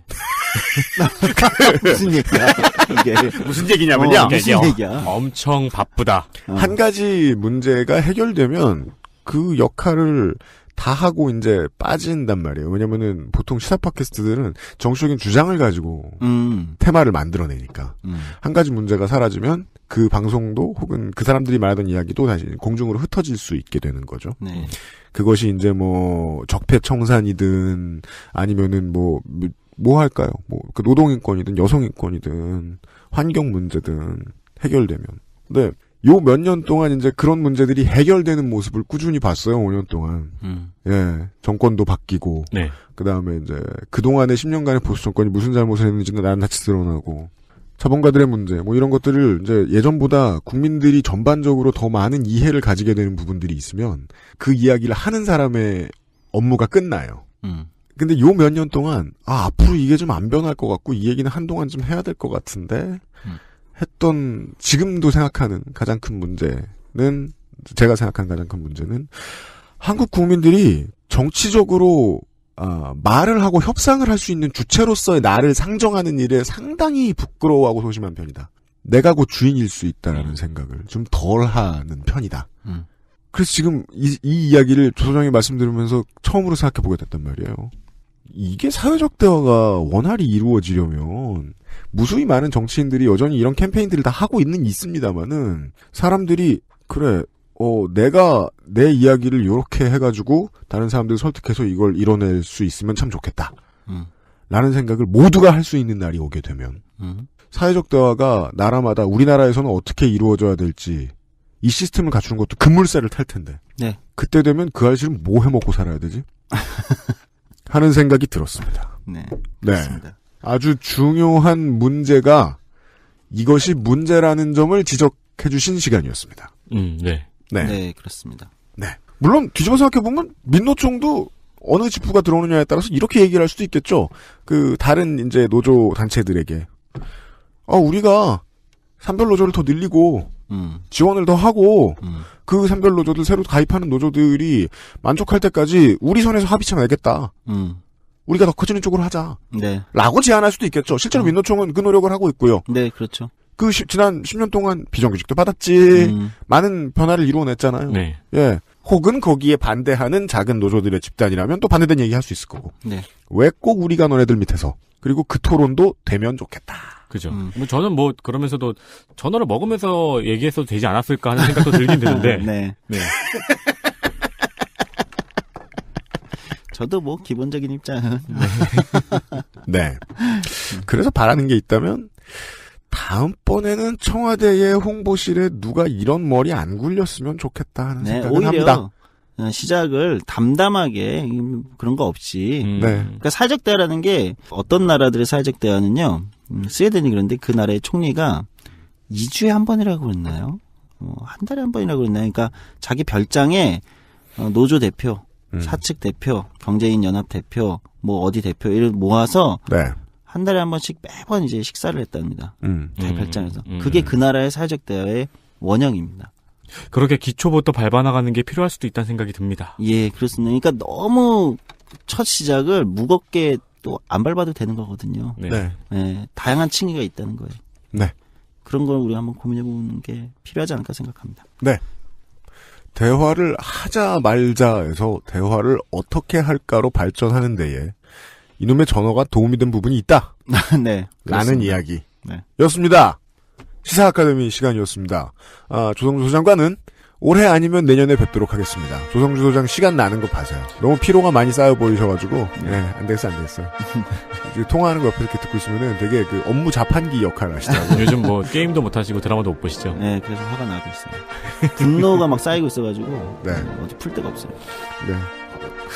매우 확고한 명제입니다. 40대에겐 시간이 필요합니다. 네. 조성주 소장 시간 날 때 또 다시 만나뵐게요. 조성주 소장 수고하셨습니다. 네, 감사합니다. 올해의 마지막 시사 아카데미 시간이었습니다. 독일, 네덜란드, 프랑스나 북유럽 같은 곳의 사회적 대화 모델에 대해서 이야기를 들어보았습니다. 산별 노조가 엄청나게 잘 조직된 독일의 모델, 기업 단위에서 노사 공동 결정제도, 나아가서 전국 단위의 정당과 노조의 관계를 비롯한 사회적 대화 모델이 다양하고 탄탄하게 마련돼 있다는 이야기를 해드렸고요. 네덜란드의 케이스를 말씀을 드렸습니다. 네덜란드의 노동재단 사회경제위원회. 이것은 이제 그 노동 전문가들이 번역을 어떻게 하느냐에 따라 단어가 다를 수 있겠죠. 이 두 축으로 사회적 대화가 진행이 된다라는 얘기를 해드렸고요. 프랑스의 노조 조직률이 낮다라는 이야기도 해드렸습니다. 그리고 프랑스의 사회적 대화가 없느냐 하면 그것도 아니고 노동에 한정하기보다는 사회 각계의 정상들이 모여서 서밋 이런 거 한다. 요 정도의 이야기를 드렸고요. 이게 한국에서 차용할 수 있을 만한 모델인지도 모르겠다라는 견해를 조성주 소장이 밝혀주셨죠. 그리고 북유럽의 경우에는 노동계가 참여하는 것이 사회적 대화라고 말해야 될지 모르겠다. 왜냐하면 노동계가 정해놓으면 국가는 거기에 반드시 따라야 하기 때문 국가가 거의 노조거라서 이런 얘기까지 해드렸습니다. 노동 문제를요. 싸워서 어떻게 이기면 좋을 것인가, 싸우다가 얼마나 다쳤는가, 싸움이 얼마나 절박한가, 이 정도의 이야기로 설명을 합니다. 그리고 그것들은 모두 중요하고, 그리고 저희 방송이 집중하고 싶은 건 지금 듣고 계신 청취자 당신이 비슷한 노동을 하고 있는 사람들끼리 뭉쳐서 예전보다 더 얻어낼 수 있는 실질적인 이익이 무엇일까를 말씀드리고 싶습니다. 이건 마치 토마토TV의 투자 상품 설명 같기도 하네요. 그러면 어떻습니까? 여러분들이 들어서 이익을 남길 수 있다면 좋은 일이죠. 그런 방식의 노동 관련된 이야기들 앞으로도 많이 준비하겠습니다. 내일 이 시간에 박래군의 인권 리포트 마지막 시간으로 다시 찾아뵙겠습니다. 유승균 PD